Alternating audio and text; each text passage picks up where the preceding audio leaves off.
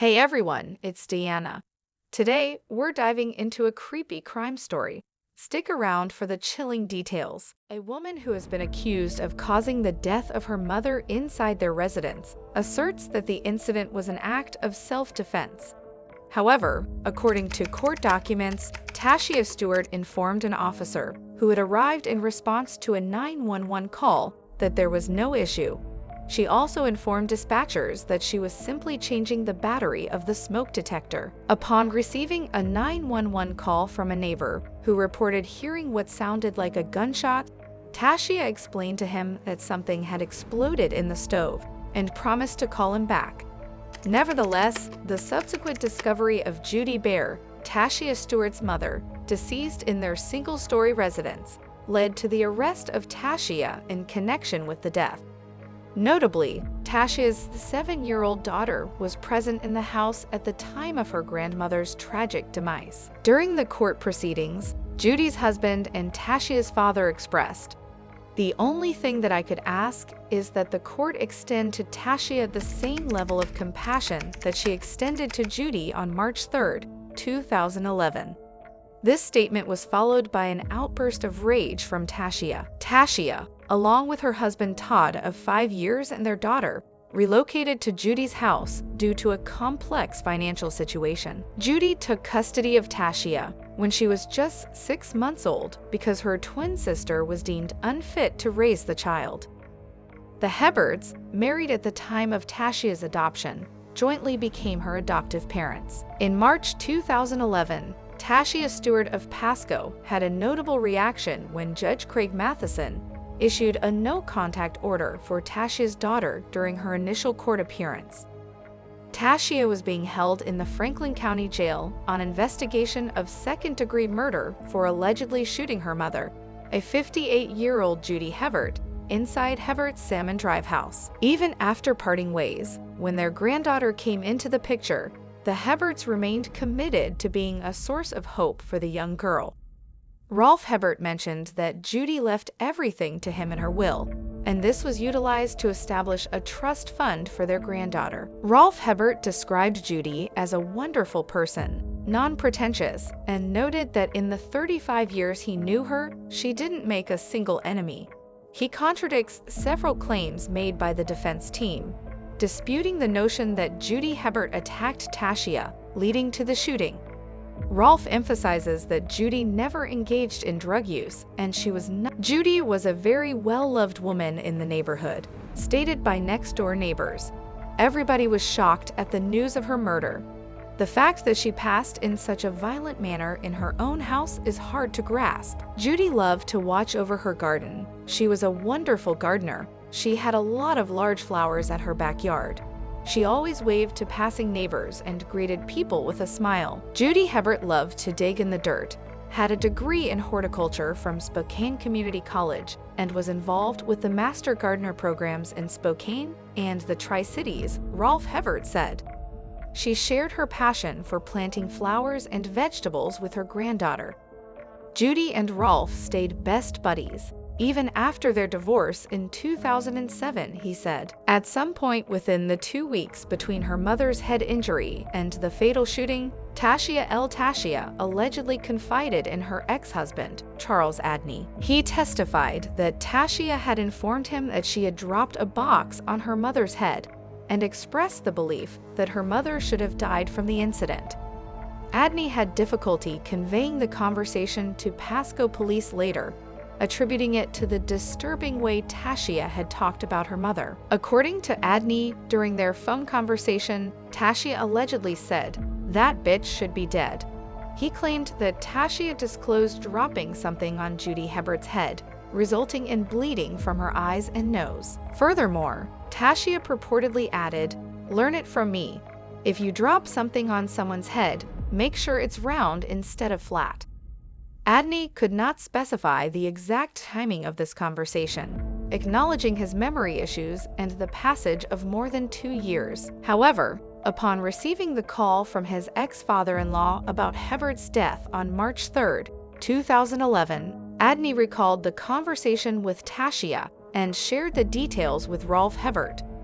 Subsequently, he provided the information to Detective Brad Gregory, the lead investigator on the case. Tasha faced a difficult decision regarding her defense strategy in the case involving the shooting of her mother.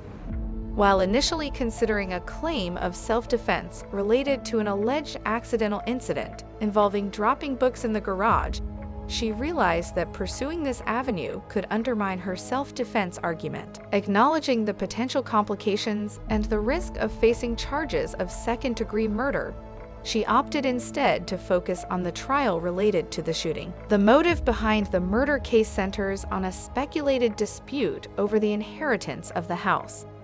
With Judy's will designating Rolf, Tasha's ex-husband, as the inheritor, suspicions arose that Tasha and her current husband, Todd, devised a plan to murder Judy in order to gain possession of the house and her financial assets. Following a 911 call from Judy's neighbor reporting a gunshot, the police promptly arrived at Judy's residence. Tasha, visibly distressed, answered the door and assured the officer that there was no issue inside. She mentioned the need to secure her dog to prevent any harm and remarked about something burning on the stove before closing the door, leaving the officer outside. Concerned neighbors contacted the officer, stating they had heard gunshots from the house. Attempts to call the house initially went unanswered, but on a subsequent call, Tasha answered, asserting that it wasn't a gunshot, but rather something that had blown on the stove. In response to the reported gunshot sound, the Pasco officer called for backup units. Upon returning to the house, Tasha informed the officer that Judy had come at her with an axe. Once police addressed the gunshot report and questioned her further, Tasha eventually admitted to shooting someone. Subsequently, the police entered the house and discovered Judy's lifeless body in the hallway. Tasha was then arrested in connection with the incident. In a soft-spoken manner, Tasha began her nearly 15-minute speech, expressing the deep longing she feels for her mother and affirming that she still loves her regardless of the circumstances. However, her tone escalated as she placed blame on her mother's drinking, medication use, and mental health issues for the tragic shooting on March 3, 2011, that resulted in her mother's death. Tasha asserted that Judy Hebert had a history of screaming rages and fits. She also claimed that her father had abandoned her when she was in dire need of support. Tasha questioned why, if others genuinely believed she was plotting to harm her mother, no one had taken the step to call the police. In court, expressing lasting heartbreak, Tasha declared, "Without their lies and deceit, there is no case against me. I hope that I will get a new trial so that the truth really will come out." However, Judge Cameron Mitchell denied this request, stating that the defense did not present any new issues that prompted the court to reconsider its early. Following the court proceedings, Judge Cameron Mitchell issued a sentence for Tasha, directing her to serve 45 years in prison. Notably, a mandatory minimum of 25 years was stipulated, requiring completion before any potential consideration for release by a state board. It is important to highlight that Tasha had no criminal history before this case. The primary murder charge against her included allegations of firearm use, emphasizing that the crime was committed against a family member. The verdicts against Tasha also incorporated aggravating factors. These factors included the assertion that Tasha acted with deliberate cruelty, that the crime occurred within the presence and hearing of a minor child, and that it had a destructive and foreseeable impact on individuals beyond the victim. Despite Tasha's claims of self-defense, a Franklin County Superior Court jury dismissed those assertions and convicted her of first-degree murder and attempted first-degree murder. The primary murder charge encompassed allegations that Tasha used a firearm, and notably, the crime was committed against a family member. The verdicts were delivered following a month-long trial and 8.5 hours of jury deliberations. Jurors had to consider 443 items of evidence in reaching their decision. Tasha wept and dabbed at her eyes with a tissue as she learned her fate in the courtroom. Nicola Hebert, Rolf's wife, expressed the family's sentiments, stating, "Tashia killed the only person who ever loved her." Judy gave up everything for Tashia in an interview with the Herald. Thanks for joining today's crime journey. I'm Diana, your guide in the shadows. Subscribe, hit the bell, and let's keep exploring mysteries together.